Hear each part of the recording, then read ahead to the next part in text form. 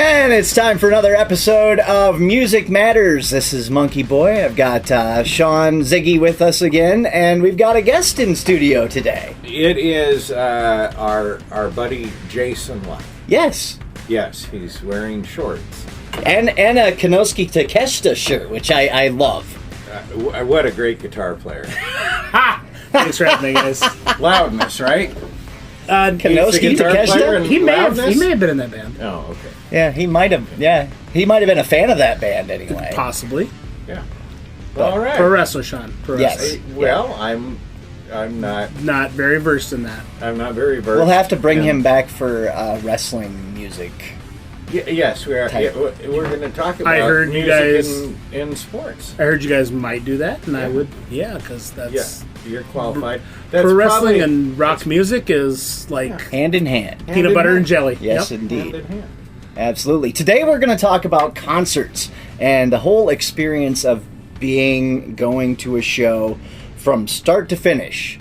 So let's just start at the beginning. Your favorite band announces, hey, they're going on tour. So we got to get tickets. Well, I think the first thing you do is you just kind of freak out. Yeah, you say, how many shows can I possibly get to Yeah, on this tour?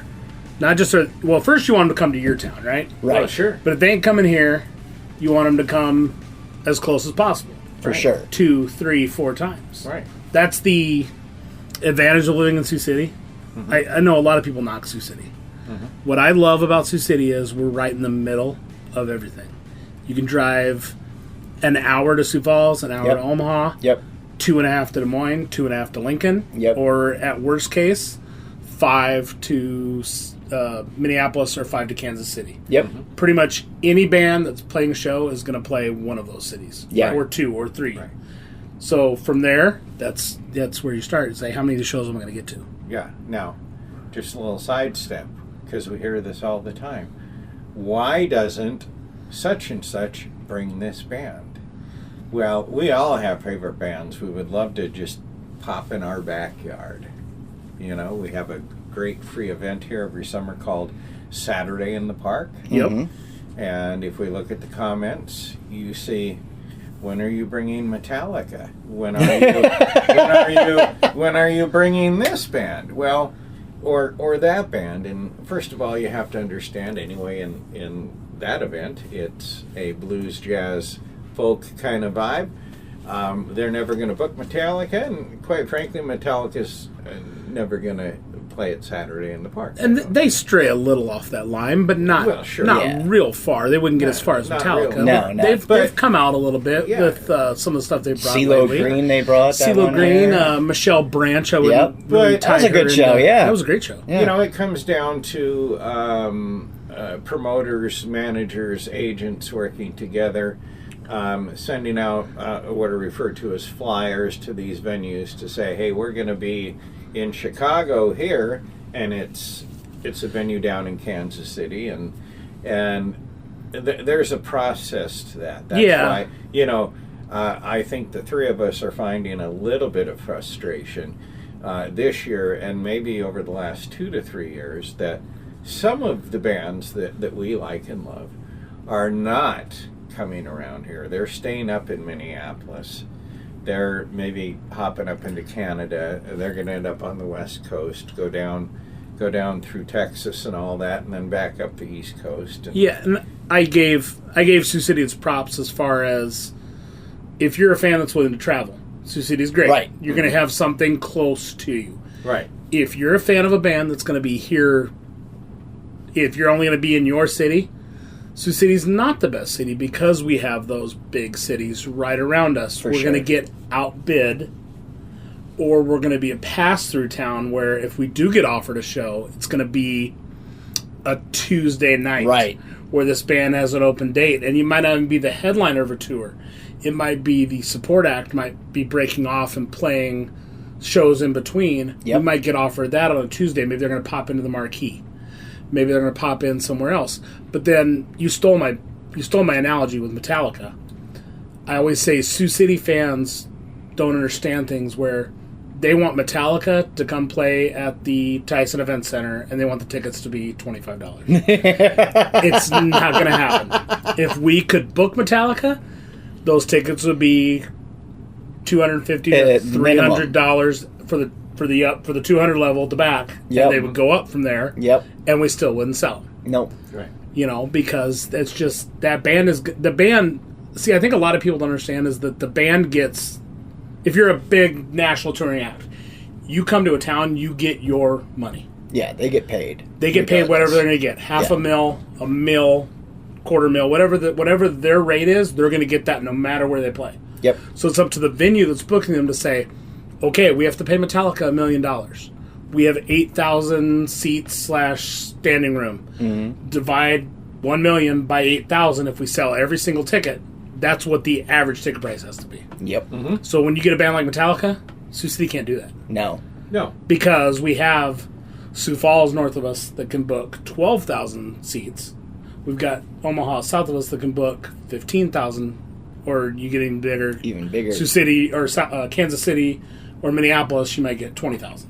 That's where those bands are going to go because you can bring the tickets down to where you have a better chance of selling every single seat. Yeah. Right. And, I mean, there's just this is a process that the average music fan may not understand, the whole, the booking and the routing and, why they can't go to Chicago and then just come here the next day. Well, that's because they've already got another date planned, and 2 days later they're in New York, so they're not going to come from New York, get on a plane with all their equipment and fly back into the Midwest. No, that doesn't make sense. No, it doesn't financially and there's a lot of bands out there now that are the mid-level range that aren't making the big bucks yet and still kind of maybe doing their own booking and whatnot. Mm-hmm. They're going to stay pretty much in their state or region. If they're an East Coast band, they're going to tour the East Coast, and that's about it. That they're not going to come into the Midwest because it costs too much money. Well, there's millions of them on the East Coast and the West Coast. And as you're moving up and down the East Coast, you're growing. Yes. If you get that 40 to 75 people to come to your show, you hope they'll come back the next time you play that venue, and then you hope another 25 come. Yep. And you're not taking as much of a risk with your money because they're buying gas, they're paying for hotel rooms. Yep. A lot of these bands don't own buses. Right. They're renting buses. Yep. You're a big bus guy. Well, I am a big, that's funny. Yeah. You're a funny guy. I'm a big bus guy. You love the buses. I don't think it's funny. I think it's cool. Yeah. So you pull up to the venue. It's an aha moment for me. Ooh, buses. He's seen it. I jump out and I go take a picture and I post them for my friend Dave, who thoroughly enjoys my bus pictures. And well, we've been on a few buses, so I can understand why. But you pull up and here's the little white van in front, and that's the first band, and there's eight guys packed in that with all their equipment, and they're all sharing driving, and then you get the next one. It's maybe an old or it might be the same van, but it has a trailer behind it. Be the same van, but a trailer. Where the gear's not packed in with the 8 people. So they at least go, we've got room for 8 people in here without our gear. This is nice. Yeah, yes. This is nice. And then you get to the third one, and that's one of those big Winnebagos. It's got living quarters in it. It's got bunk beds and place for your equipment. And then you see the big buses and all the semis. So that's the process of starting out, man. You get out of your garage, you jump in your van, and you just hope that you have enough gas money to get to the next town. Yep. But here in a couple of years, you just keep moving up in equipment there, and it seems like a tough life to be, jammed into a van, but. Yeah, that could be difficult. A lot of those bands start off that way, and but now they've made it. The passion is there. Oh, the passion, yeah. Right. Yeah. They don't care that they're in that little tiny van because they're going to be somebody someday. Well, because they're on a bill, hopefully with a band that is looking for their best interest, and hey, we're gonna let's all band together here to promote each other and Put on the best show And if- possible. If that opening band believes in that, then usually the fan base is going to believe in that. right. Mhm. You're going to get somewhere. We're going to support you. We're going to buy merch. We're going to show up to the show in the small town on a Tuesday Yeah. when you might have to stay out late. You might have to find somebody to watch the kids. Like, there's so many things that go into going to a weekday show as Right. opposed to a weekend show. So Right. There's a band out there right now. I just read about this last week. Their name is Sleep Theory, and they really got their break. Let's say they got their opportunity from Shinedown. You know, Shinedown had heard about them. Said, "Hey, we're going to take you on the road. This is good stuff." And now Sleep Theory has a song on the radio. It's climbing the charts. yeah, they're blowing up right now. Yeah. Yeah, they're blowing They're up. going to hit So that next level soon. It's just, who's really going to support you out there being a little tiny band in your van and take you to the next level. See, I love Touring those little and tiny bands that are just starting. That's, I do the underground. That's kind of where I find all these bands, and I'm like, I discover them, and I'm like, oh my God, this is the next group of bands that will someday, maybe be this next Shinedown, the next, Led Zeppelin, the next. And you hear 10 of those new bands, and 8 of them you go, they just sound like everything I've been listening to for the past one of those bands 20 for years. me is in the early 2000s. We started playing this song 155.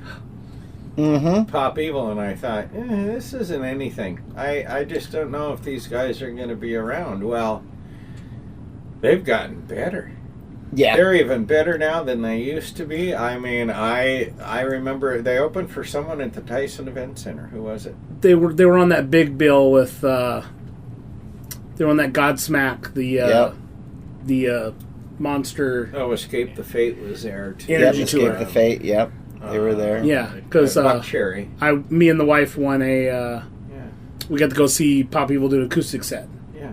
Inside But they the Tyson. they were not really known at the time. They were we had seen them one time before that, and we'd gone up to Sioux Falls and seen them in Rookies, which is a sports bar. Has no real arena for musicians set up. It's on a stage inside the bar that they have to walk through all the people to get.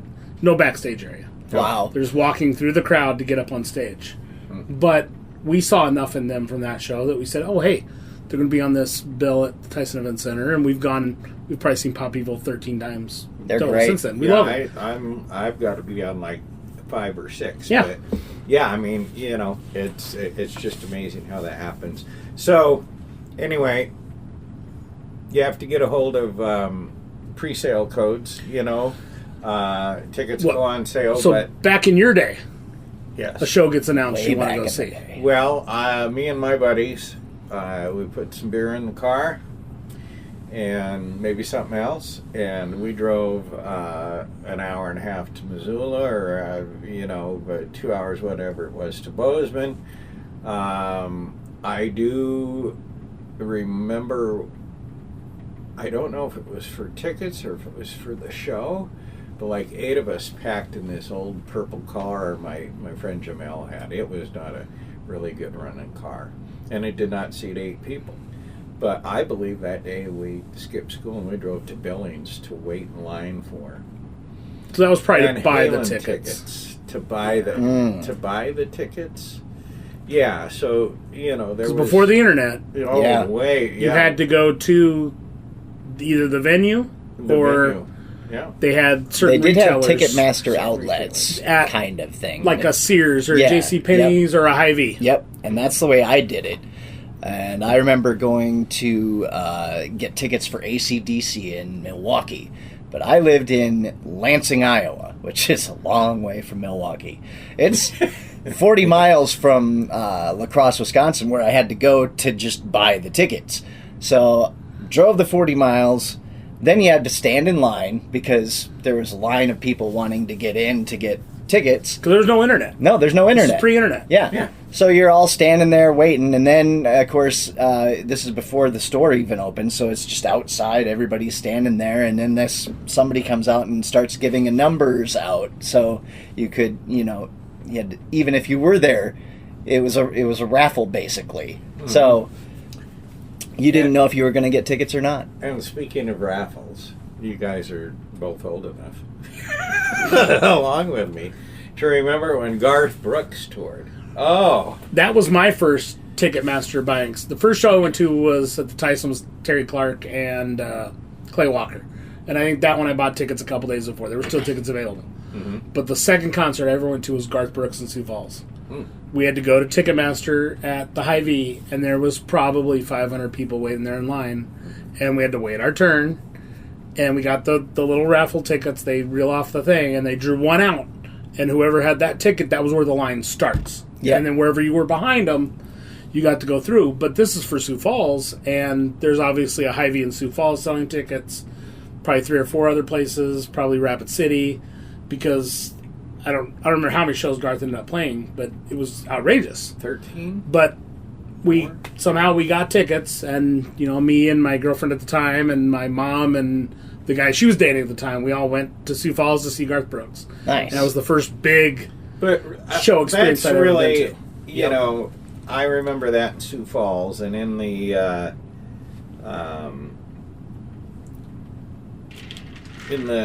mid '90s, I was living in Missoula, Montana, and he was touring as well.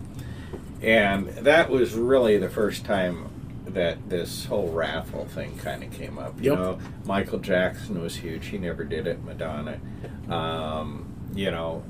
It was really, I think Garth Brooks had started that whole raffle thing. I don't know that it's been done since.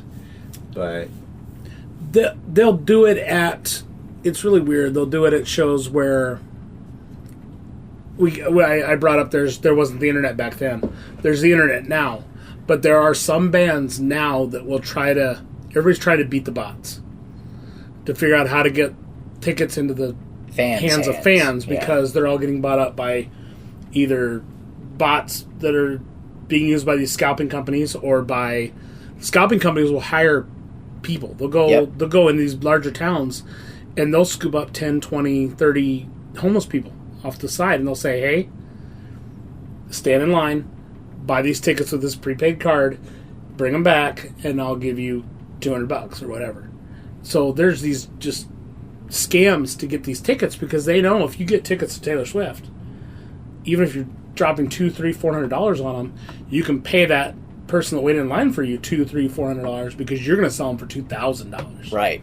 It's insane. it's insane. So there are still bands and groups that are doing raffle systems where you have to show up to that exact venue is the only place you can buy tickets in the first day or the first 2 days. Then maybe after the weekend's over, they'll open it up to online sales. Sporting teams are doing it where if you're going to buy tickets to a NFL playoff game, your credit card has to be registered to an address within that state. So that the out-of-state team's not buying up extra tickets. So the scalpers aren't... They're always...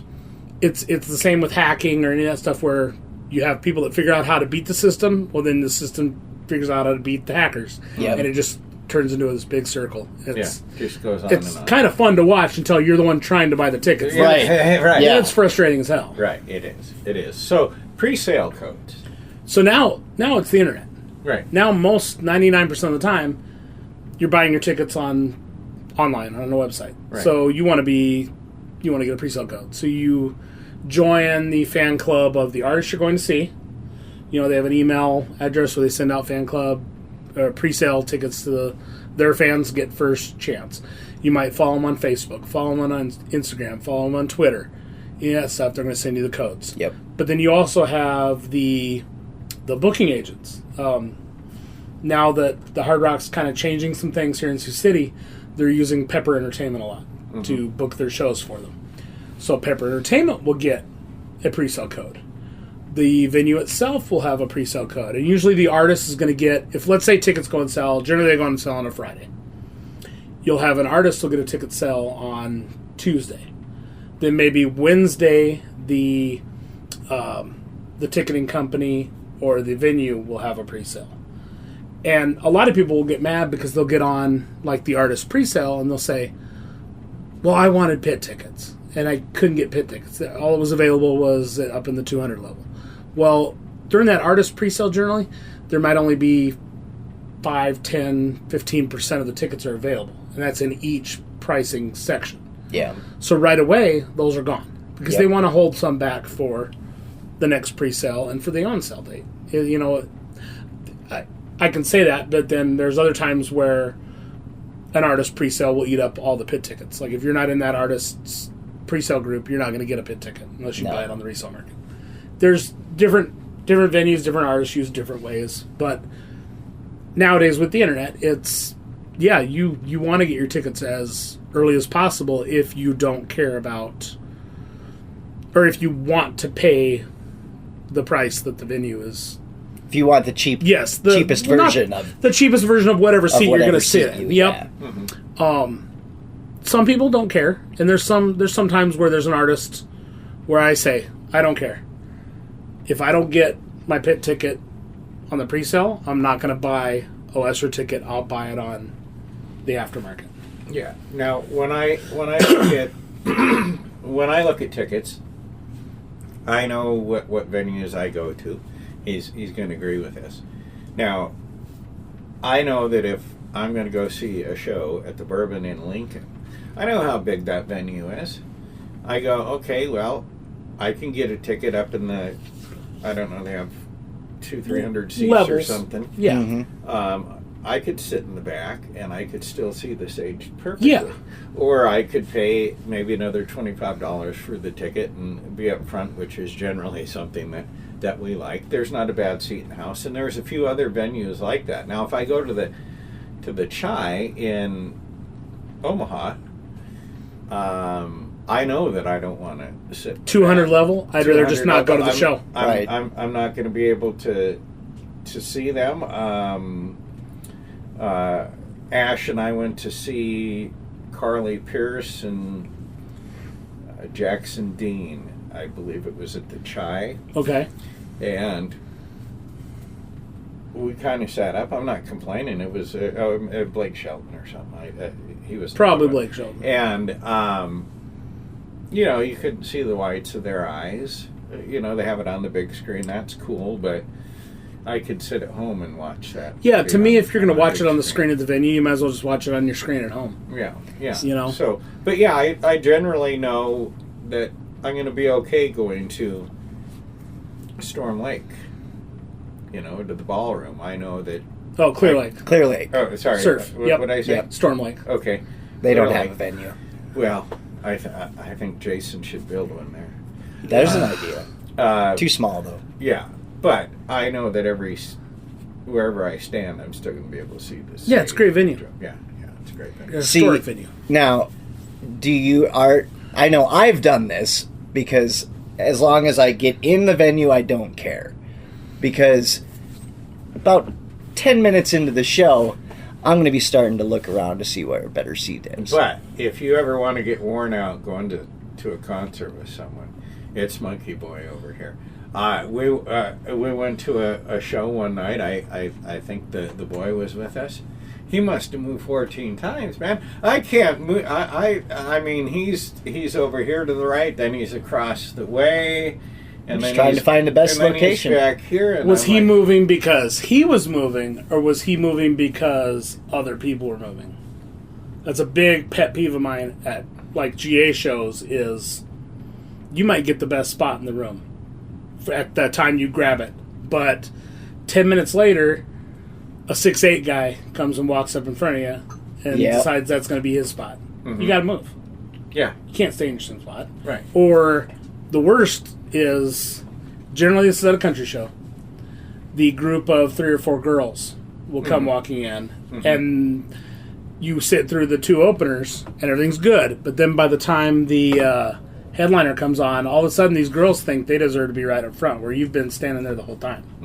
And they will try to push their way through. Oh yeah. They will tell you, oh, my boyfriend's up there. No, we've been here. We know you weren't up here. We knew, it's so, I'm a type that I like to get to, I find my spot and I stay there.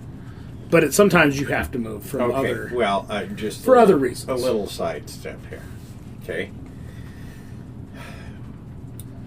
If you've ever been to a concert venue, with our friend Jason.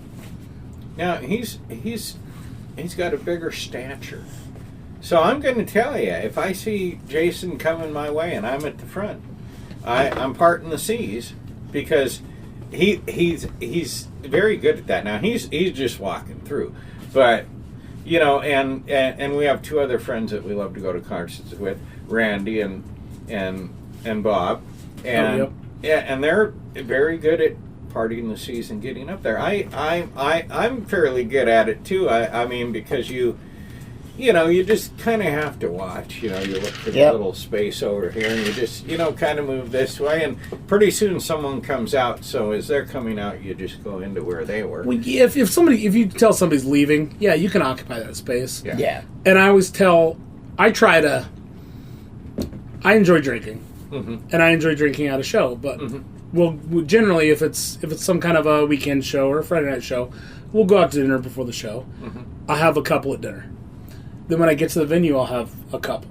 And that's usually where I cut it off, especially if we're out of town, because you're going to be driving home. Right. So at that point, I know that I'm going to get to my spot and I'm going to be there.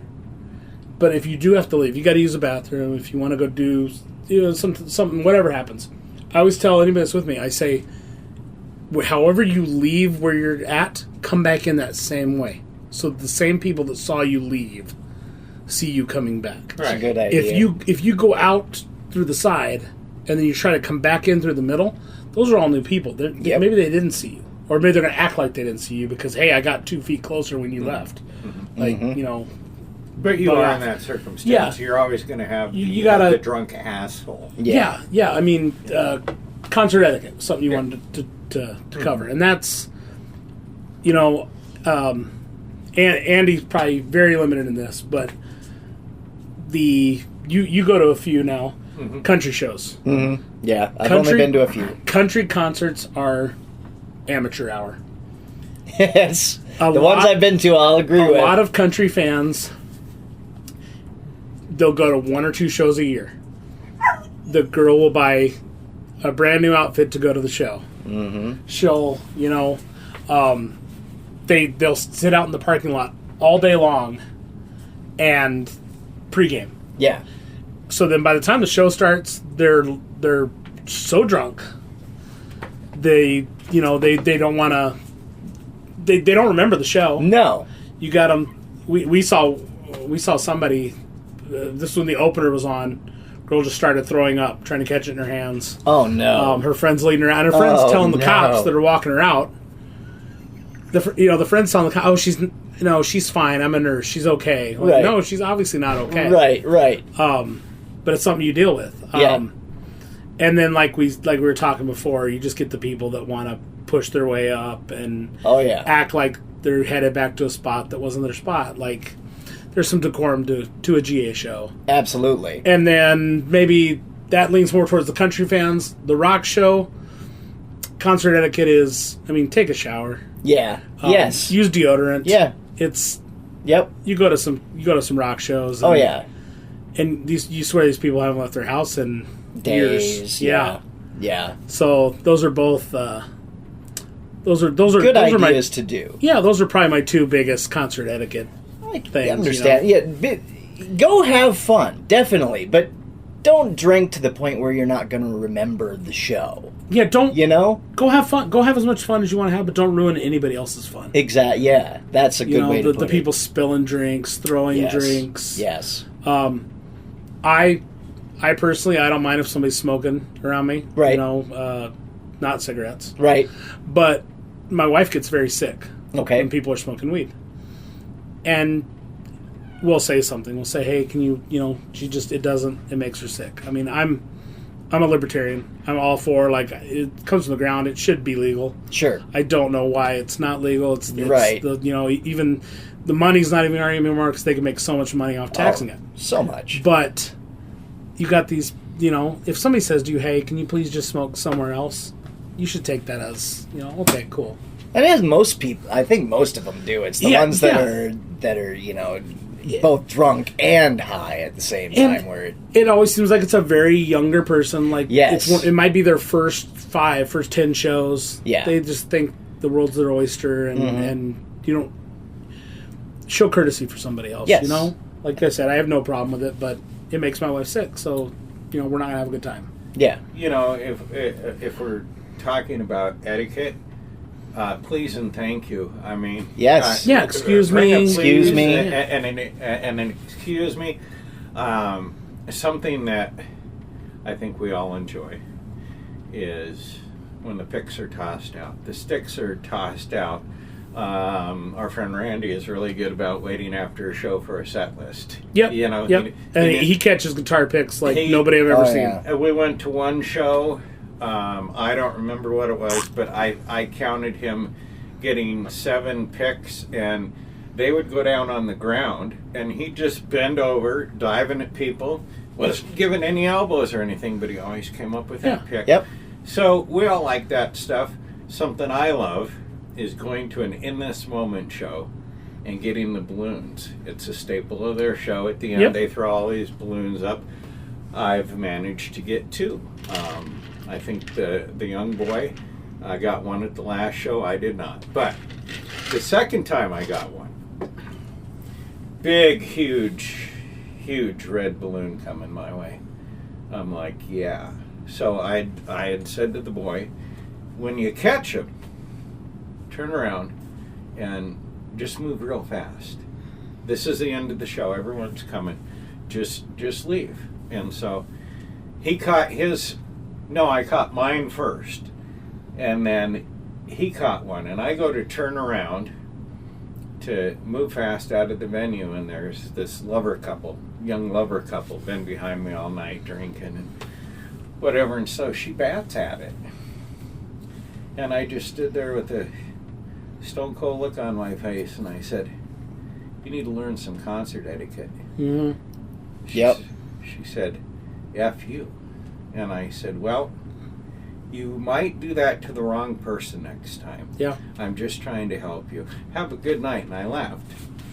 But someone catches a stick, they legitimately got it, let it go. If they stick it in their back pocket, don't steal it from them.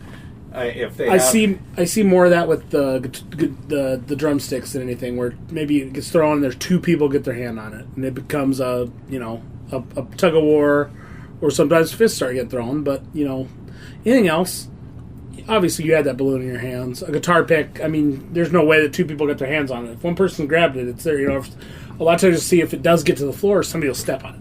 Yep. Once that person steps on it, it's theirs. It's theirs. Leave it alone. Yep. Well, give that person the right to get down. I've been to a couple where the fan has gone to get a shirt. Pretty soon you see someone to just pull the shirt from their shoulder, or damage their poster, tear their sign up that they brought to the show. I mean, there's concert etiquette.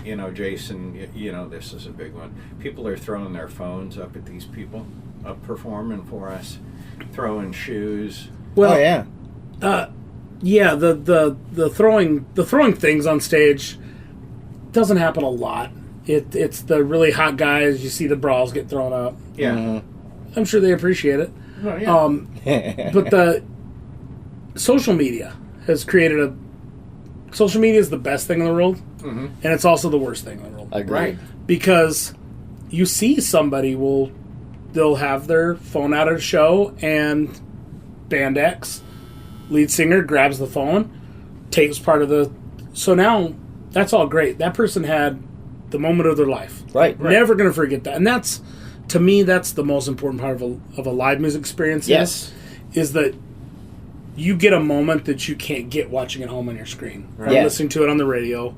Songs make you feel a certain way. Right. But... And there's certain songs I tie memories to where I feel that way every time I hear that song.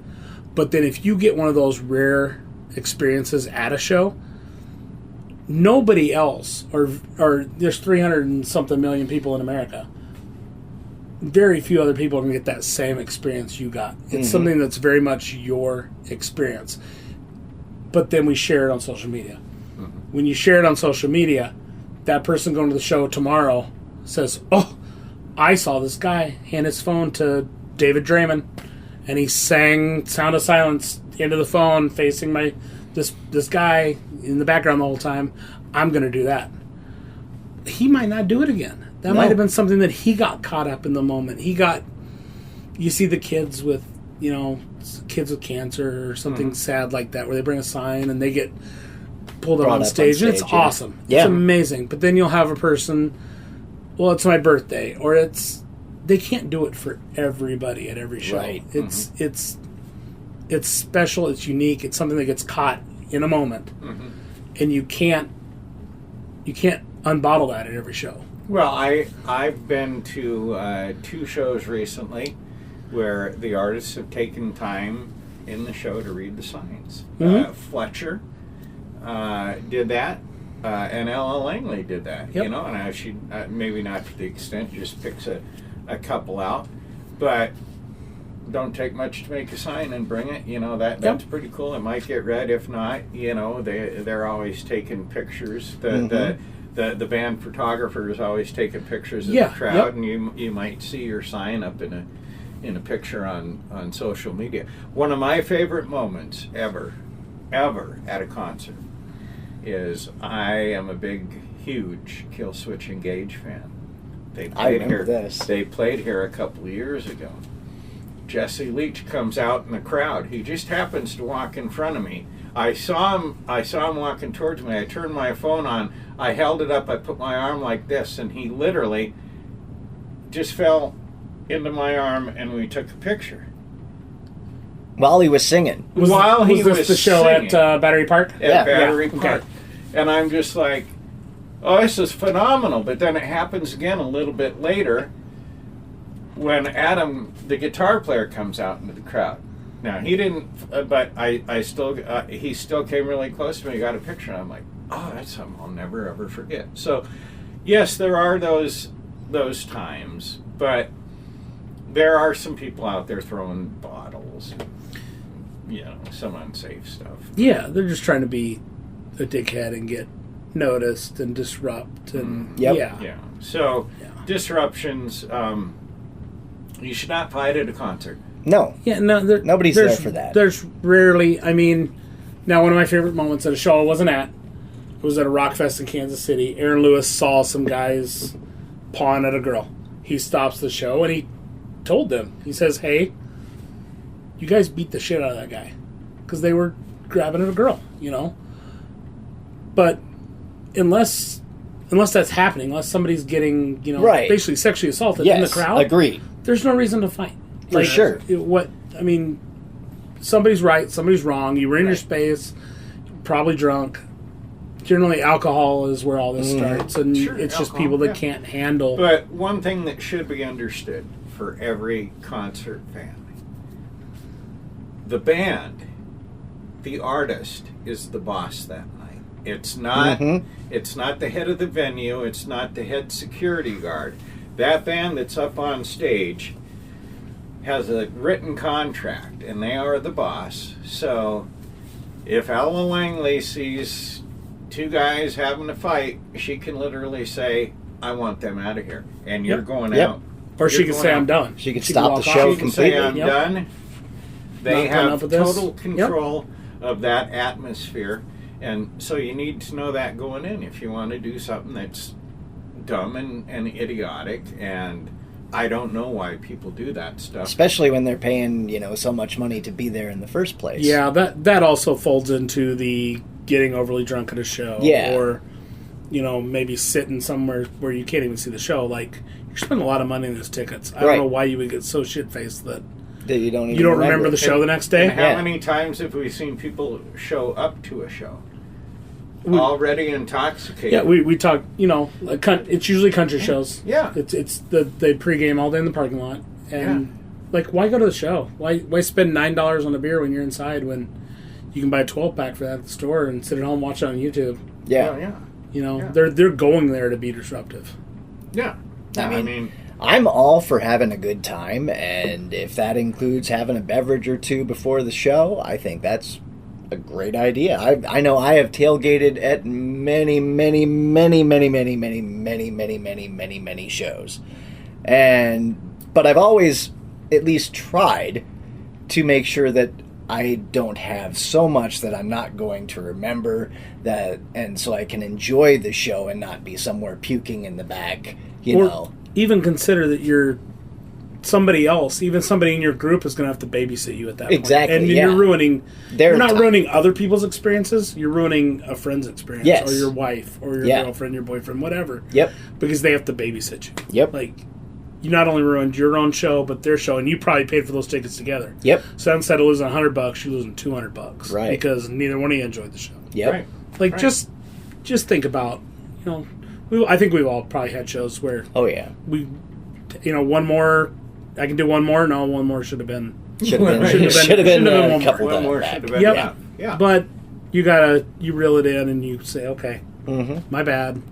Not going to ruin anything else going forward. Let's shut her down. Let's go. Yep. Yep. Yeah. That's what you got to do. Yeah. So, meet and greets. The point of purchase for those is when That- the show goes on sale. Generally, yeah. Gonna break a few people's dreams here. A lot of people will talk to me about meet and greets, and they think that I'm getting them all for free or that I'm winning them all. Sometimes, but 85%, 90%, I'm buying them. Yeah. That's just the artists. We're all older guys here. You guys were meeting more people than anybody else was back in the day. Well, for we sure. we stood You out. would- We stood out before the show by the buses or after. That was Yep. if you were just a fan Yeah. back in the day, you would go early or you would stay late, Yep. and maybe you'd meet them by their buses. You weren't guaranteed anything, Nope. but maybe. Or you worked at the radio station, Yep. and the radio station gave away 5-10 meet and greets, and you would accompany Exactly. the person back, Right. the group back. Hey, we're from Z98. We're going to meet Disturbed. Yep. Giving away 5 passes with a +1. Win Yep. them, call to win, And whatever. We have met hundreds of people Yep. Hundreds. That way. with those. Yep. And it's luck of the draw. Yeah. And those 10 people are going to get to win. And of course, while you're back there, 99% of those artists, they're the nicest people in the world. Their management people are going to say, hey, you guys hop in here too. Take a pic. They'll sign something for you Yeah. guys too. It's rarely like, no, we agreed we give you 10 passes, just the 10 people that won. You radio people. No, they loved the extra, because you were going to put it on your social media, or before that you were going to talk about it, or whatever. No, It back all- in 1983, There was no... if you went to a concert and you didn't have a meet and greet, I'm sorry to say, but I saw it. The ladies would just walk to the side of the stage to the roadies and maybe reveal, But you, me, and Andy, we're SOL. Yeah, we We're were out of luck SOL. on that. We're unless you met SOL. that special roadie that... Yeah. But, yeah. yeah, so, but nowadays, the artists aren't making the money. You can't sell your albums. Right. Right. If you sell an album now, it's a double-edged sword. If you sell a physical album now, you probably have to sign it. Yeah. I buy so many autographed albums, autographed CDs, Yep. or something that comes with an autographed picture, and it's for the price of the CD, because that's what they have to do to sell you a physical CD, because we're all paying $10 a month for Spotify. Right. We can get it. We can download it, or not even download it, it just streams the night of. We can listen to the album as much as we want. Right. And every artist's album that comes out that week, that month, whatever. If you were going to actually get a physical copy of that album, they pretty much have to sign them, or there are people that collect. Randy collects. I think he has some Olivia Rodrigo vinyls that he's got 10, 20 different colored pressings. Oh. Yeah, some people they do that, yeah. stuff where you have to gimmick it up to where Yep. okay, we're gonna make special copies, but a lot of it's autographed, and that's cool. I love autographed stuff, but Me too. I would prefer to take it to the artist. I love buying an Same. unautographed album and taking it and have them sign it. They might Yeah. sign it in a different place. Then if you order it off their website, they're all going to be signed in gray in the exact same spot. Yep. Right. If I take it, I'm taking my white pen or my black pen, and it's getting signed up in a different corner. They might personalize it to Jason. Yep. You might get that little extra. We've had people for the charity. We've had people write, the hashtag Live Life Like Logan on it. They'll do extra things for you. But back to the meet and greet part of it is, that's how these bands are making money now. You couldn't, back in the day of the radio meet and greets, you couldn't pay to meet an artist. No. You couldn't offer anybody, You just did. You know, you had could to try. get lucky. You could say, No, hey, right. I want to meet Ozzy. I've got $500, and the guy's probably going to say, piss off. Yeah, well, Yeah. I would call the record rep, the A&R person, and they'd say, well, you know, in fact, I met... For radio people. Yeah, radio people. Yeah. I had the opportunity in the early 2000s to meet Jeff Beck. My brother Tim had turned me on to Jeff Beck. I love Jeff Beck. My brother had sadly, at that time that Jeff Beck was coming to Minneapolis, he had already had Lou Gehrig's disease for several years. I called up the record rep. I said, hey, my brother was a big fan. I'm just wondering if I could meet Jeff, and I said, I'm going to make up a sign. I'd just like him to autograph it. You know, for Tim, I was going to send it to him. So it was the ex-wife and my former mother-in-law. We go up, we watch this Jeff Beck show. It's just mind-blowing. We got the backstage passes. We go underneath the State Theater up there, and there's maybe a small group, like 15 people. Not really big on meeting fans, but he was that night. Mm-hmm. Well, guess what ended up happening? He decided not to come out. He decided not to come out. It was a bummer deal, and that'll happen.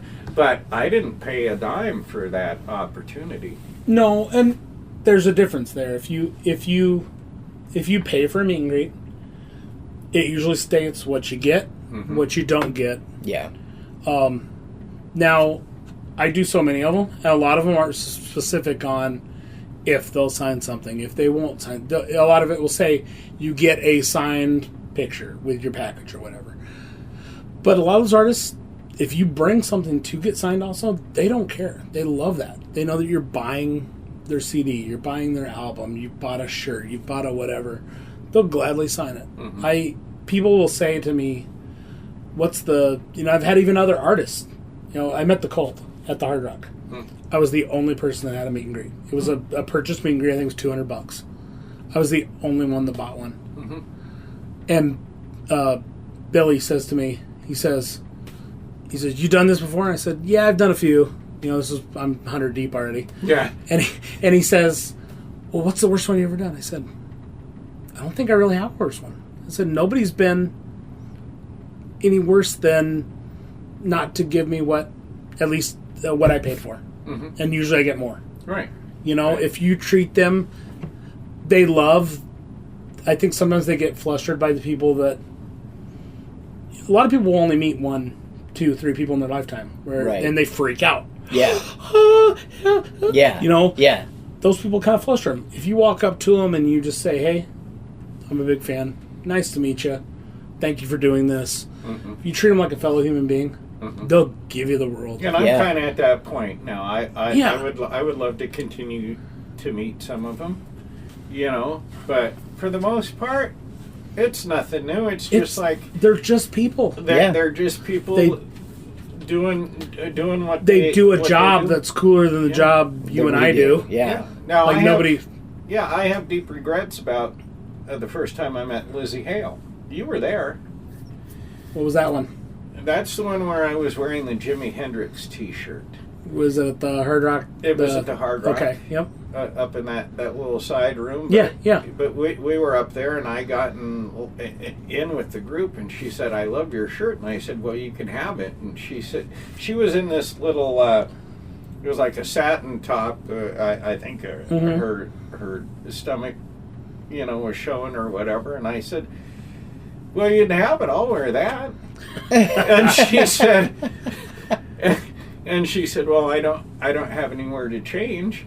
And I would have given her that shirt. I would have I would have walked out wearing, topless and whatever. Yeah, or bought another shirt at the. Well, beach. anyway, it didn't happen. Yeah. But I do have that shirt. I don't wear it very often because I am holding it for the next opportunity to go see Hailstorm, and I'm going to take it and I'm going to give it to her. But that was a really fun moment that proved to me that these people are just down to earth, are just regular Joes. And And I guess I'll throw this in here now because I don't know if we'll get back around to it. But on meet and greets, if you get a chance to meet somebody and you can afford it, and you love a band early in their career, do it early.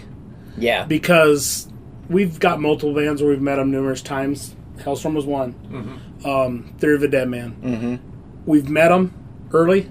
It's cool. It's not very much money. Usually pretty affordable. Like, people think all these meet and greets cost a lot of money.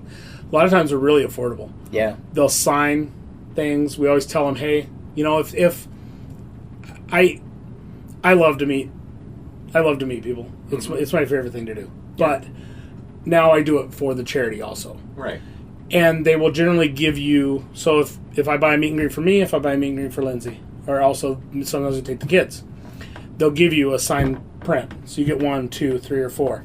Then if you can each take one item to get signed, by then you've got 8 items for the charity. Whereas I might keep one for my personal collection, but now I have 7 things that I can give for my charity. I can donate them to Ride for the Kids. I can donate them to somebody else that hit me up and say, hey, we're doing a benefit for so-and-so's mother. She's got cancer.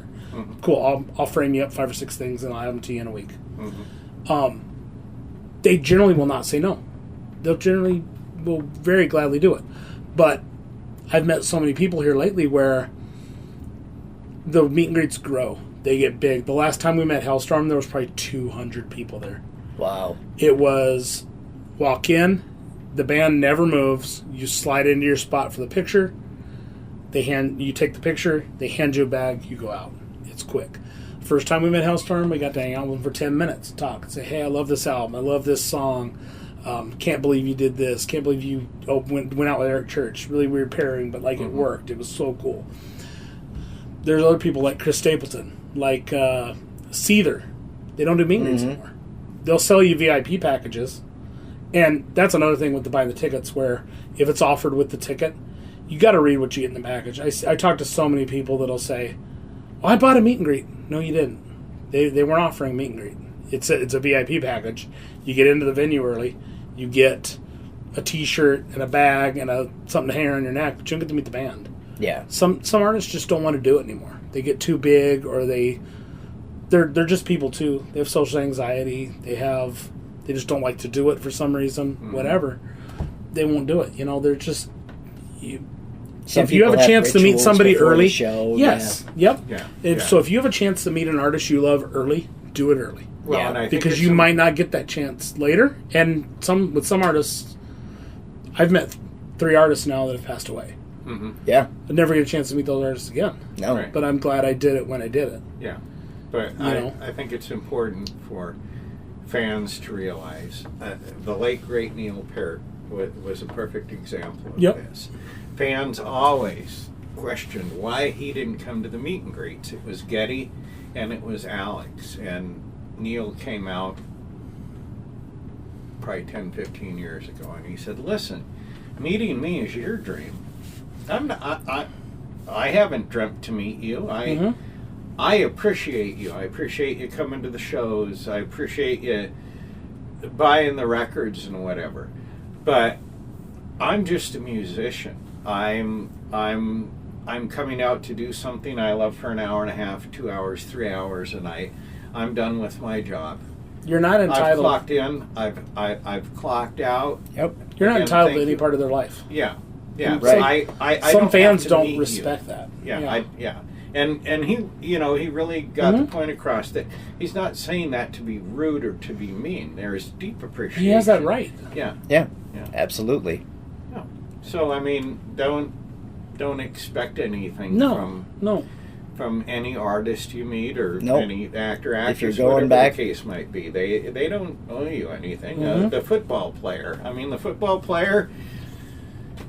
They're there to play football. Yeah, and you worship on the field. They could be the biggest POS off the field. You know? They could have 7 babies with 6 baby mamas and be a drug addict. You don't know. I mean, we put people on pedestals. Right. Very much so. There's a lot of times where they don't deserve to be on those pedestals. They're they were given a talent by God that they probably didn't deserve, but they were given, and they waste that.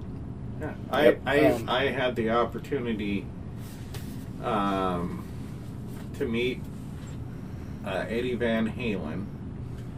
I believe that was in the early 2000s that they had reunited with David Lee Roth, and I had a connection.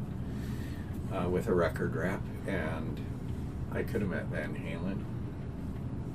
And you didn't? I got the meet and greet. I had it on me at the concert, and I just thought, you know what? Yeah. I just loved Eddie Van Halen, and I'm like, I don't want to be disappointed. And I didn't go. I didn't. I didn't want to be. A lot of people live by that. Don't meet your heroes; they'll disappoint you. Yeah. I tell people, I don't subscribe to that because I haven't been disappointed yet. I've had the worst meet and greet. Billy from the Cult asked me, the worst meet and greet I ever did. I said it was when I met Maria Brink. I was supposed to have met the entire band. I won it through their website. It was supposed to be a full band. It was down at the Sokol Auditorium in Omaha. It was the night before my daughter was born. I wasn't going to go to the show. We had already seen them a couple times before that on that same tour. And I knew my daughter was good, but I won the meet and greet. I said, I got to go. So I go. Their bus breaks down on the way to Omaha.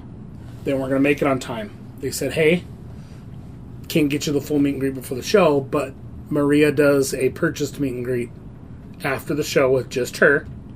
We'll give you that for free. We'll put you in that line if you want to do that. Okay, I guess I'm going down for the show. I'll still do that. Because I got into the show before they told me this, that they weren't going to do the one I'd won before. But they say, hey, we'll put you in this paid meet and greet after the show. Okay. Well, Maria comes out for this paid meet and greet, and they had sold this to people. There was probably a line of 80 people. Well, I said, well, hey, I won one with the band. I was going to be driving back to the city, getting up and go to work the next morning. I said, can I get the front line? No, you need to be in line wherever you lined up, It's just whatever. Then she goes in, and obviously with all of her outfit changes and all the heavy latex and all that, she gets very sweaty. She goes in to her bus and she showers and gets redone up. So it's like an hour waiting for this meet and greet. And these people, by now, were the 80 people that had bought this meet and greet, the only people waiting left.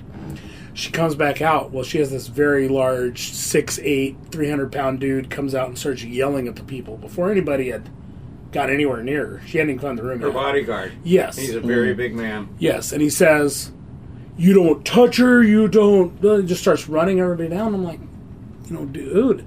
So by the time it was my turn in line to get up there to meet her, I stand in line, and I'm just, I was almost afraid to get anywhere near her because I'm afraid something I do is going to piss this guy off. So I got my picture with Maria Brink, and I'm glad I stayed and got it, but that was probably the worst experience. She was nice. She said hi. She said, but it puts you in this mood like this is going to go poorly. Yeah.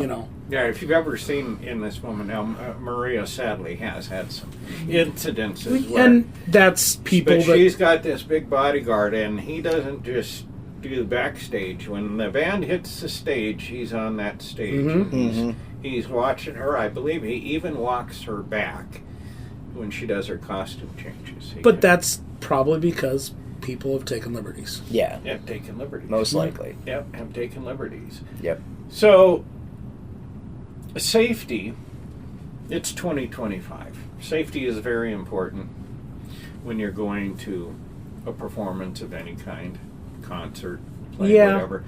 You should just follow the venue rules. You should always go with a friend. Am I right? I'll go to a show alone. Oh well, I'm not worried about my safety.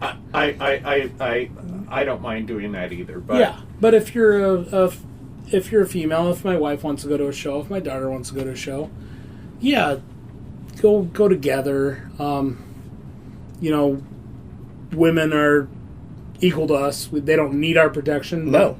But if that's my wife or my kid, I'm going to protect them. That's my job as a father and as a husband. Right. But when you get to the venue, they have all these, what a lot of people think are just dumb rules. The clear bags. They won't allow this in. They won't allow that in. Cashless.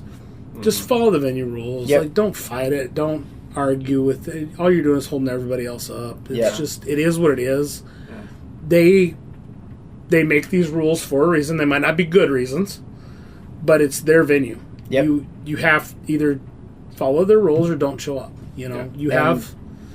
We get so caught up in like personal freedoms. I believe we have those rights, but when you're entering in somebody else's venue, you give up some of your own rights to You do. the rights do. of everyone else. But, walk into where you came in. Yeah. This is what I do. Okay, this is where I came in. I go and I see where there's a couple of exit doors. You should know that. Here's another really good one. This is probably the first thing you should remember. Where you parked your car. Well, that's good. Where you parked your car. Because I've had some experience on that. Well, when you go into a concert venue and there's the lights and the music and everything, it does cause kind of a Hysteria. confusion. Yeah. Loss of direction, whatever. Especially outside of a larger venue. Yeah, I've walked out the back way when I parked out the Yep. front way and had to walk for 10 minutes around to get to my car. So that's a very important one.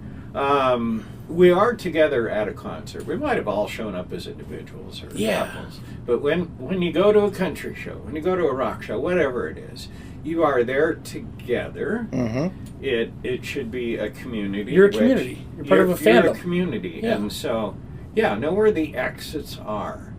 Are there kids around you? Yeah. Because when there's kids around me, like there was a couple of young girls, like 8 or 10, at the Ella Langley concert. Yeah.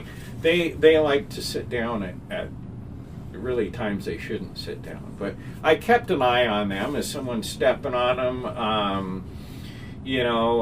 I watched the mom and the daughter leave to go to the bathroom, and I watched for them to come back because I had engaged in some conversations with them.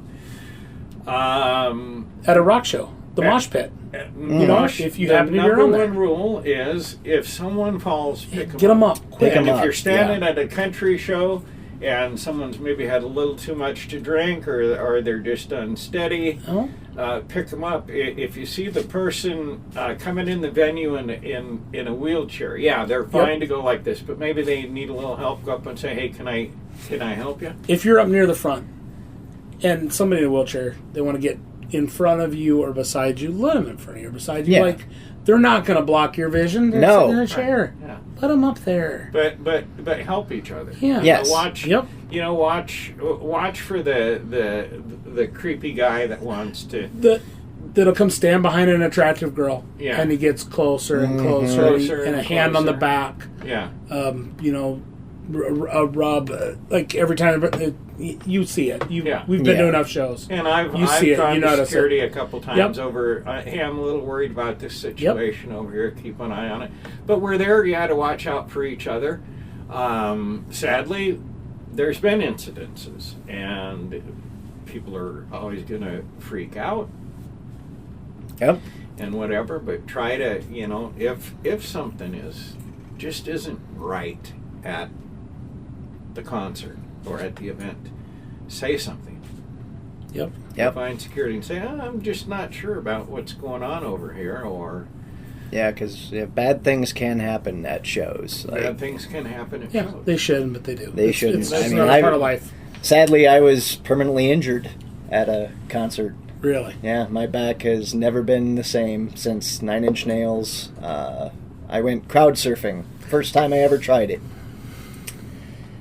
They picked me up, and I was at the time like 120 pounds. I was a stick figure, So they could throw me, and they threw me up and threw me up and threw me up, and then all of a sudden a hole opened up, and I fell right down, right on my back, and have never been good since. So when you go to a metal show, I go to some heavier stuff, and you'll get the body surfing. So me and my two boys, we went to a show a few years ago.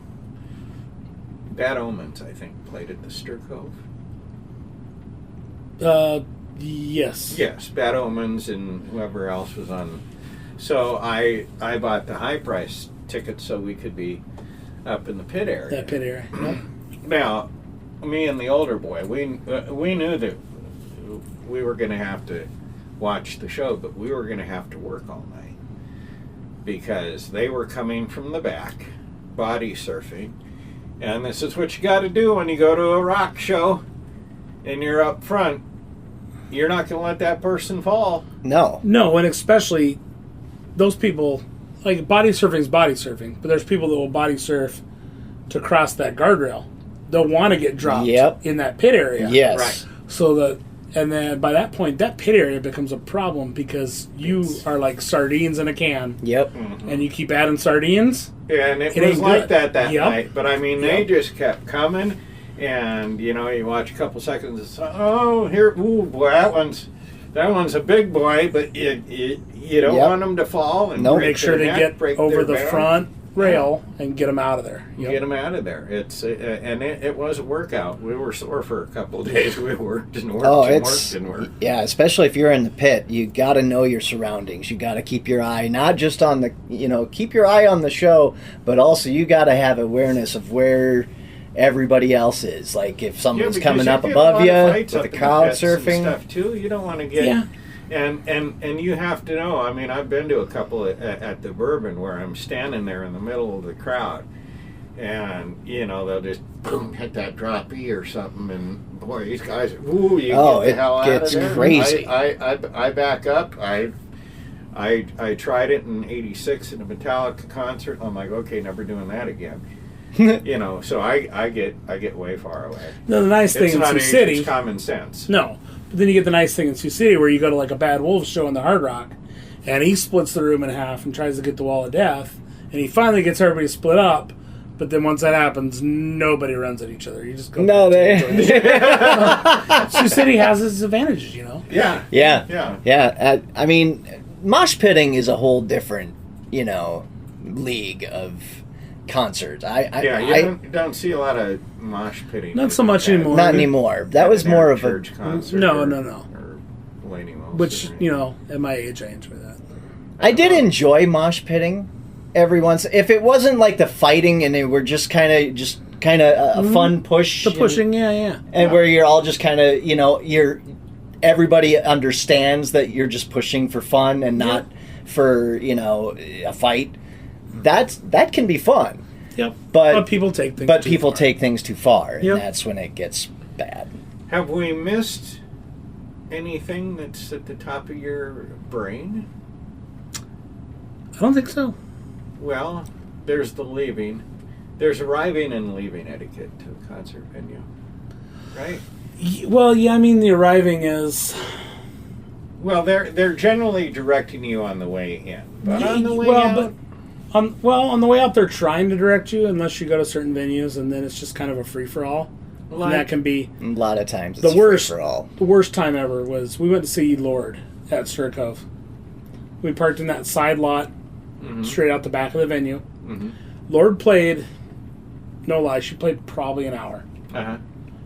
It took us an hour and a half to get out of that lot that night. It was sold out, oversold, and it was a free-for-all to get out. The people that worked there said, not going to have any of this. We're just going to let people... And it just took forever to get out. I went to see Ellen Langley at the Bel Air. You went to the Bel Air, yep. In Des Moines. And, yeah, there was... it was just kind of go out on your own. But that's another thing, that I think we know, to kind of look around and go, okay, well, when I come out, I can come out this way. You got to be extra cautious of who's still wandering out of the venue. What state are they in? Yep. Is somebody drunk going to be just standing behind my vehicle? Or is someone in that vehicle going to be drunk and just... And trying to just back... Like, there are people that will come out, and you've been trying to wait for a nice time to back out, and somebody else will just be like, oh, I'm going. I think it's important to remember with that, okay, you've come to a concert. Yeah, maybe you've put yourself in a tight situation with getting home to get to your job the next morning. But the reality is you know what? It's going to take as long as it's going to take. Yep. Nobody else knows your situation. Yeah, don't put yourself or someone else in danger in another vehicle or maybe walking. Just because, you're tired and you need to get out of there. Get out of there. Just go at your own pace. Get back when you get back. Mm-hmm. Just keeping from, the start to the finish, yourself and those that might be with you safe at all times, because there are people, we know there's people leaving concerts that are intoxicated. Yeah. Very much so. And you're in with a concert crowd of 9,000 people. How many of them are drunk? 500? Probably more. Probably more. And they're in these vehicles. They're not thinking. They're just, oh, well, I need to take a left here. Yep. And here's a big line. Well, I'm just going to get up to the cars and honk, honk, honk, so you part the C's for me. And that's just not the way it goes. Now, Jason and I, and maybe you, there's one venue here that is great for concerts, but it is horrible for getting to and getting out of, and that's the West Fair Amphitheater. Oh, God. In Council Bluffs. Every one of my worst driving experiences has been getting... I had said 20 years ago I wasn't going to go to a show at the West Fair again. Mm-hmm. But then Allison Chains had to headline a show there. Mm-hmm. And luckily it didn't sell out, which was surprising, but I went back for them because I'm one of those weird people that I love old Alice in Chains, but William Duvall Alice in Chains I love even more. And it's good. I get flack for it. I get shit for it all the time. I will go. You were talking about that Kill Switch show in Hard Rock here. I wasn't at that show because I was in Austin, Texas, seeing Alice in Chains and Mastodon. I do remember that. Yeah. Same, it was 100-something degrees here. It was 120 degrees in Austin that day. Yeah. And Korn. Korn was the headliner. I stayed for half of Korn. I've seen Korn a few times, and they're not my favorite band. So I went to see Alice. I went to see Mastodon. But, that West Fair. That's park, just the worst. Park where you want. We went to see hills. Me and the younger boy and a friend around his age at the time. We went to see Five Finger Death Punch was a headliner.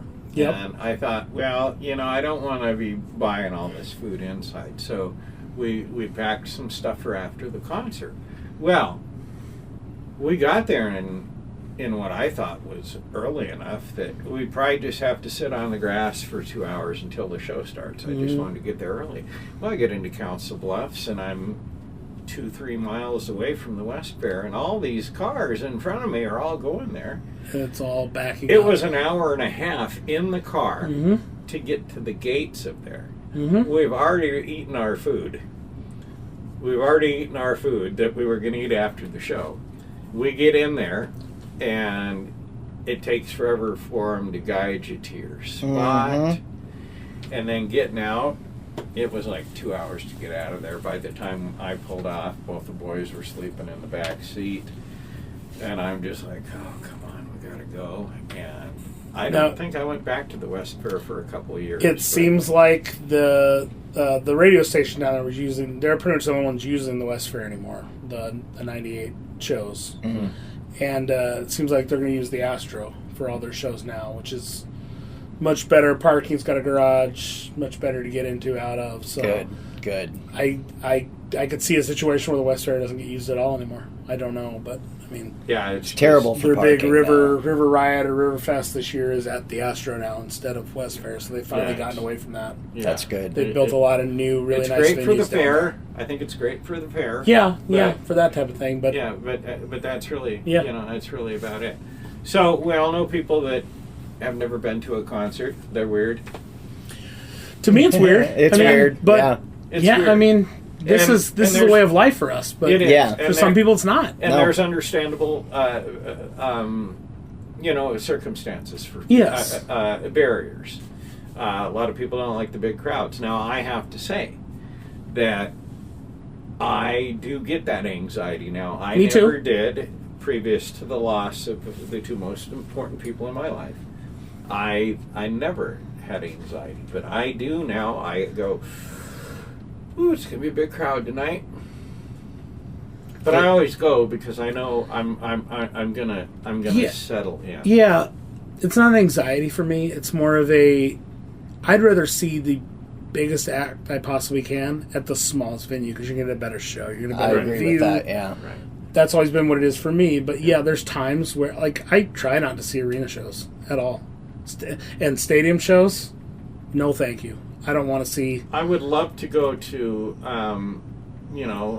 fests. Robert goes Yeah. on Shiprocked. He's been to some of the others, I think, up in Wisconsin or Minneapolis, and you've got Rockfest. Yep. and you've Sporting got the tea. You've got 110 bands on the bill. To me, you got to find a place to stay. You got to have gas. You got to have food. It just becomes too inexpensive. And But the draw for that is that it's less expensive because the ticket's cheap. Right. You're going to see so many bands for one price. Right. But you pay for everything else. Yes. And to me, you pay the most important price is every one of those bands plays a smaller set. Yes, they do. And I want to see either the one band I really want to see or the two bands. I want to see full sets. Yeah.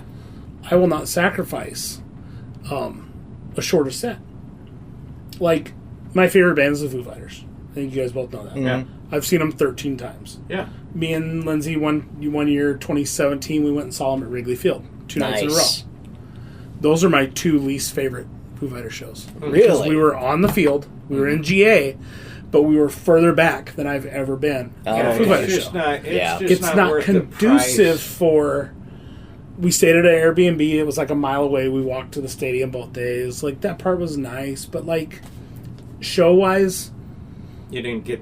I didn't get the feel that I got yeah. when I go to an arena show or Yeah. even a smaller venue show. I've seen them at West Fair. Yeah. And you just, it was a different vibe. It's a different vibe. It's Very much a different vibe. Yeah. As much as I would like to, I don't think I would. Yeah. would So I go agree. to a festival thing. Mhm. But is there a concert that you're looking forward to that's coming up soon? You know what? Probably one of the weirdest pairings I've seen. I love this new country chick, Morgan Wade. She's one of my favorites. I've seen her twice now. And she's going to open for Beartooth, Interesting. Bush, and Shinedown. Right. So they're going to be playing in Omaha. Yeah. And that's on the Beartooth leg. Beartooth and Bush are alternating. They're playing first leg, second leg. We're going to go see the Beartooth leg in Omaha because I've seen Shinedown 11 times. I've seen Bush 10 times. I've seen Beartooth twice, which you love Beartooth. I love Beartooth. Yeah, I think they're I'm great. on, like 4th or 5th Yep. time. And then Morgan Wade I've seen twice, but I would go see her every day of the week if I could. And then we're going to take the kids with us. We're going to go see the Kansas City leg to see Beartooth won't be on that leg. We'll see Bush instead. So we get to see all 4. But like the fact that somebody from Shinedown, I'm guessing, they're the headliners, or in their management team, saw something in Morgan Wade that they wanted to, and I'm guessing, my guess is it's Zach Myers. He's kind of eclectic like that. Yeah. To where he, like some of those, I don't know what you'd call her, like outlaw country. Yeah. He seems to be kind of into that. Yeah. So I think he's the one that brought her on that bill. So we're going to 2 of those shows, Kansas City and Omaha, and I'm really looking forward to those because she's the opener on both. So, and Shinedown, I've seen Shinedown so many times that for a while there, around like the Attention album, I almost got bored of them. It was the same show all the time. Yeah. But then a couple years later, we went and saw the Planet Zero tour, and they had new tour, new songs. So I'm hoping with this new album, same thing. It's going to be a new tour, new production. Yeah. It's going to because feel new again. Yeah, Because right. Shinedown They is did one of those seem to ones put where on you get... the same Yeah, we saw them show. so many times in like a 2-year period that it got boring. Yeah. But But if you're not seeing them before, I mean, oh my god. No, they're one of the- just one of they're the best great live live. shows. and he's They're great live. he's Yeah. got one of the best. I mean, if you said top 5 voices Oh, for sure. in rock music, Yep. it's Brent Smith's Yeah, going to I be know. in that conversation. As you know, Absolutely. I haven't liked a few of their last albums, but Yep. I always say it does. Go see them. Yep. Go Yes. see them. I mean, they're Because they're not just great going to play live. the new stuff. They're going to play the old stuff. Yeah, Yeah. they're going to play everything. They're gonna play. So, Andy, I know that you can't get to a concert without my financial help, but is there a show that you're looking forward to? You know what? I honestly haven't looked that far ahead. You know, This 311's summer? going to be around here. You can't go Um, wrong with 311. That's one of those ones that the River's Yeah. putting on, and it's moved over Yeah. to the Astro instead of West Fair now. So. I know. I did see L.A. Guns are going to be around. I might go see them. See, Mr. 80s. I thought I love the '80s hair. LA Guns is a Hard Rock, Battery Park. Are we excited about what they've So far, yeah. I mean, from what I've seen, yeah. I feel like last year was probably the worst year. Yeah. Although I did like the Smashing Pumpkins. They were a good show. I didn't. That was one thing I want to talk to you guys about. I didn't go to the Smashing Pumpkins. Yeah. I'm not a huge fan. No. I've never seen them. Yeah. See, I've They're seen from them my twice. they're from my genre. My buddy Randy went and saw them in Sioux Falls the last. Yeah. They played there like 2019 or 20. He said they played for like 3 hours. They wouldn't get off the stage. Right. And he said it got to a point where it felt awkward. Like, why aren't these guys done? But and I know at Battery Park, like only like 2,000 people went. It wasn't. Yeah, full at all. it wasn't very well sold. That's And for I sure. didn't feel bad about not going until the next day when all my friends started talking about it and posting pictures and videos. I wasn't so sad that I missed the show. I was sad that I didn't go just be with my people. Yeah, the experience. That's my favorite thing. You Yes. know this. You get this FOMO of like, Yeah. they were, I don't know what was going on at the time. I think I was financially tight, and they were like $80 tickets. They were a little high for Battery Yeah, they Park. were. And I was like, man, I wish I would have just been there with all you guys. I missed that. Yeah, Ashley because was there. I know Eric if I was go there. to a show that You just no one's going with me, but Jason and Lindsay are going to be there. Randy might be there. Robert might be there. Maybe some of our other friends, and it's something to look forward to because you're going to go there before the show, and you're just going to pick up where you left off with whatever that friend is. Yes. And pretty soon that pre-show time goes fast like that. and then you all take in this great show together. Yeah, and you talk about the show Yes, after. in between shows, it becomes Yes. a whole. It becomes a whole just experience. It's a community. It's a vibe. It's we all have memories. We all have memories. So I felt, that Smashing Pumpkins show, I felt so bad that I didn't go. Not because I missed the Smashing Pumpkins, but because everybody knew was there, and I felt like I missed something. Yeah, Right. it was Not- a good vibe. It was Not just a that good show. vibe. I missed being with my people. Like, Yeah. I got depressed after that show for like a week because I felt like I should have been there. Yeah. Especially you because better- I say things like, if you come to my city, Yeah. I said I'd never see Five Finger Death Punch again. The last time I had seen them before they came to Battery Park was one of the worst shows I had ever seen. Yeah. But they come to Battery Park. I said, well, they're in Sioux City. I should go. And it was fun. It was a great time, He yeah. apologized for some of the stuff he had been going through in his life. Yep. And and just seeing Eric there and seeing you there and just everybody together, like it's just part of. That's my friend group now. That's my community. It's really. That's my people. I really think it's for this friend group. I'm the oldest. I think of the Probably. of the friend Yeah, group. probably. Chopper, who comes out to a few shows. I think he's maybe just a year younger than me, maybe a year older. But now it's really our only opportunity, really, to run into each other for the for a most lot part. of Yeah, us. for a lot of for us. a lot of us. I'll see one of you here. I'll see, when we run into somebody, like when Andy was working at Hy-Vee, I'd see Andy at Hy-Vee and say, hey, and what's up? But like to see, like to get everybody and for a solitary reason to be there and like just everybody's in a good mood and it's no matter what else is going on in your life, like you go to a concert and like And just let it go. that's where you are in that moment. And that's what we go to concerts Yes, for. to forget is everything community, else. but it's also to forget everything else. To just everything. Just you Just walk let it into the go. venue and you go, you know what? The kids are taken care of. I don't have to call and check on them. I took tomorrow off, so I don't have to worry about work. 1,000 things. Go and immerse yourself in the concert experience. Take your cell phone out, record the first couple of songs, your Yes, favorite take song. a couple pictures, Put that put it damn away. phone away, and Live in the immerse moment. yourself in the experience. And I mean, I just walk out after a concert going, that's almost better than sex. Yep. I mean, it can change my life for days and weeks and Months. and I It hold can on change to your it. life, period. Yeah. It could change your life, period.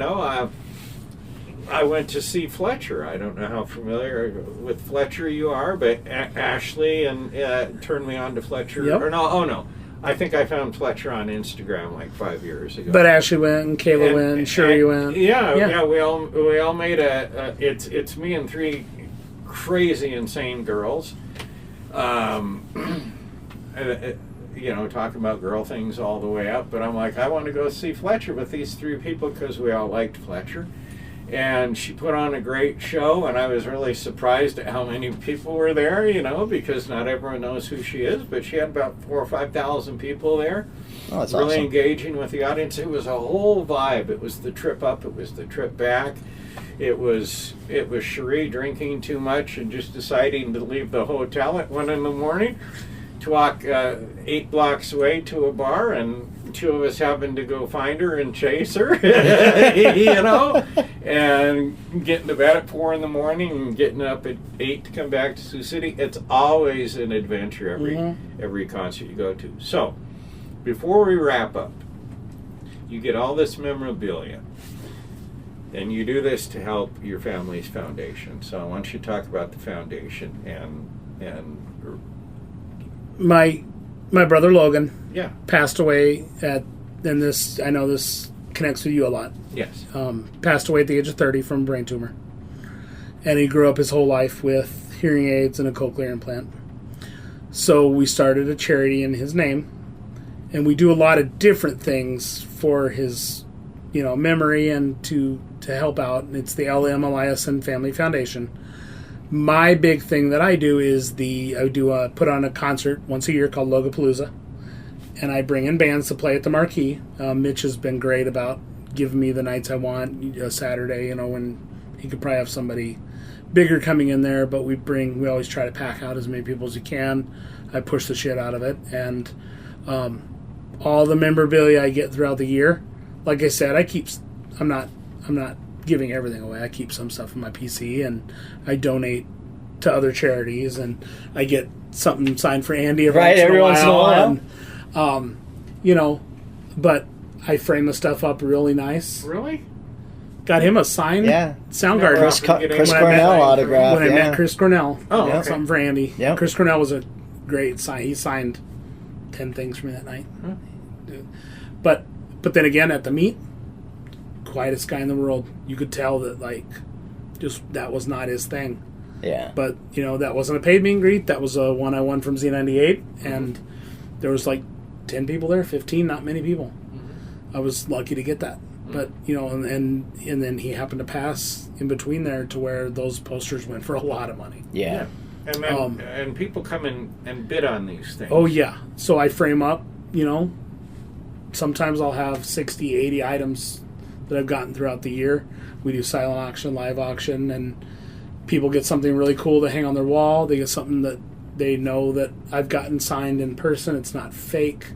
It's not, I take the utmost care, and I spend my time framing this stuff nice. It looks nice. I don't knock them out quick. I'll be framing. If my show is in September, I'll start framing stuff in June because I'm doing 3 or 4 things 2 days a week. I take my time on them, make them look nice, have something you can hang in the center of your wall, and people will come over and go, "Wow, where'd you get that?" Yeah. Not cheap stuff. I make it look nice, and I wouldn't expect somebody to hang something up on their wall that I wouldn't hang on mine. Right. And we raise a lot of money, and it all goes to the charity, and what the foundation does is we go and we give money to Boys Town, places that help people with getting hearing testing. We've bought machines for the schools to do the hearing testing in schools that maybe they didn't have prior. Like if you needed further testing, they would send these kids to Omaha or to Sioux Falls to get that testing, and now they can get it in Sioux City. We donate to places that buy hearing aids. They refurbish hearing aids. They'll pay for kids' cochlear implants. We're doing all that kinds of stuff. That's awesome. And it's not just my show once a year. We've done golf tournaments. We do Super Bowl squares once a year for the Super Bowl to raise money, and half the money goes to the foundation, half the money pays back to the squares winners. We do all kinds of stuff, and we just try to have fun with it. And, is there a website or? There's a Facebook page, L.M. Eliason Family Foundation, and if you're a friend of mine or my wife or you or anybody on Facebook, we share the. Anytime we have something going on, it gets put out there. We keep it vibed out. We're always glad to share that. It's always stuff. a good time. Yeah. So, do you have any idea of when this year's show is going to be? It's going to be sometime in September. Okay. I try to not book. I try to see if I can. I don't have a ton of money to spend on artists, Right. but I want to get somebody to come in. That's. I'll either load it up with locals that people all know, but I've tried to get bigger names, Mm-hmm. and what I do is I say, hey, is there any Saturday in September that works for you? Then Mitch will say, okay, you can have that Saturday. And then I bring him in. The coolest story I had was Kingdom Collapse. That was a great show. Yep. Yeah. The day they came and played my benefit show, the week before they had been on the Sirius XM, the Octane 15.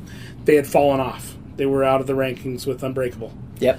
Well, the day they came in and played mine, they went back onto the charts, and it actually went to number 1. Nice. That day, the day of my show.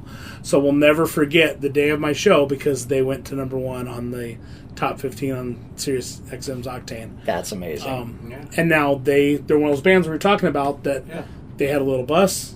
Now they actually have a full-on tour bus that they bought. And they're not on a label. They do everything themselves, but they just keep getting bigger and bigger. They're out touring with Saliva. Yep. Here in the next month, they're actually going to be going out with Nothing More for a month. That's the bill I was thinking that they were on. And every song they drop, it's just another big song. It's a banger. Yeah.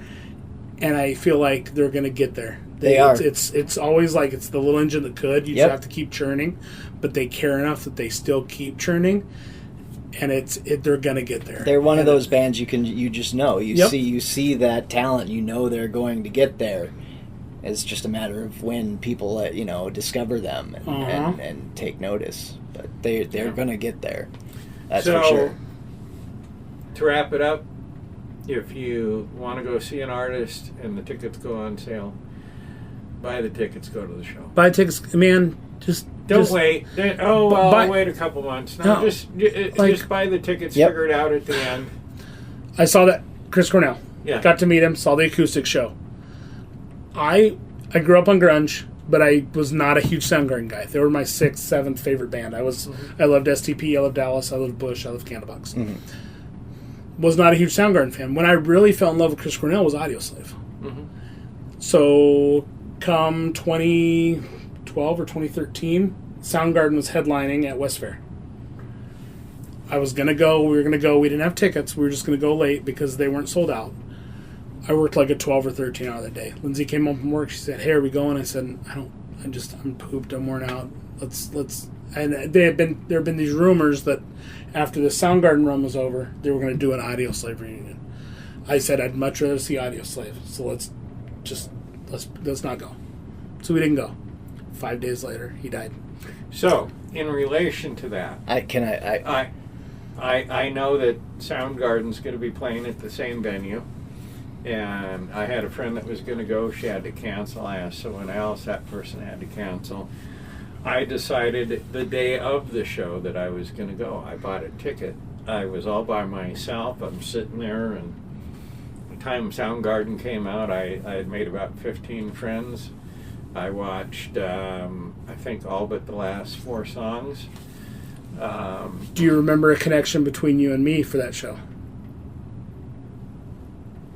You told me you were going to go, but you didn't have the gas money. Oh, I didn't. Yes, I didn't have the gas money. It's Mr. Luck that helped me to get to that show. And I said, if that's the only reason you're not going, let me give you some money to go. And he came by in his pickup truck and brought me the money, and I think I left right at that minute.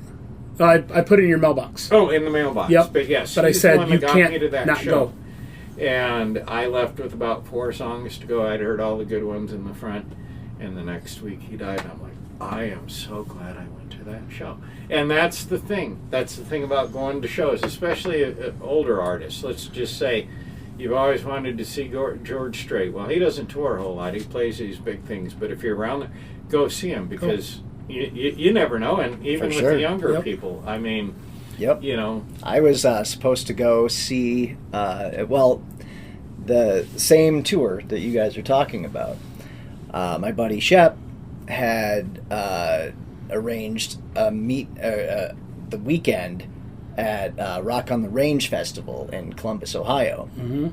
Soundgarden was set to play the first night, headlining. We're on our way up there, and we find out Chris is gone. I gotta say, that was the strangest, but yet coolest concert that first night. I mean, it was really sad, but the tributes and things that everybody was there. Yeah, Pretty and Reckless was on that tour. Yeah, Pretty Reckless was there. There was a lot of... Everybody was in shock, but they all came out and they all sang just these amazing tributes to Chris that entire night. Like, the entire weekend was pretty much dedicated to Chris. That's the community. And yeah, that was one of the most amazing concert experiences of my life, was going to that. And I was in the radio room for a lot of it. Mm-hmm. I didn't see the actual shows. I was backstage interviewing the bands as they came through.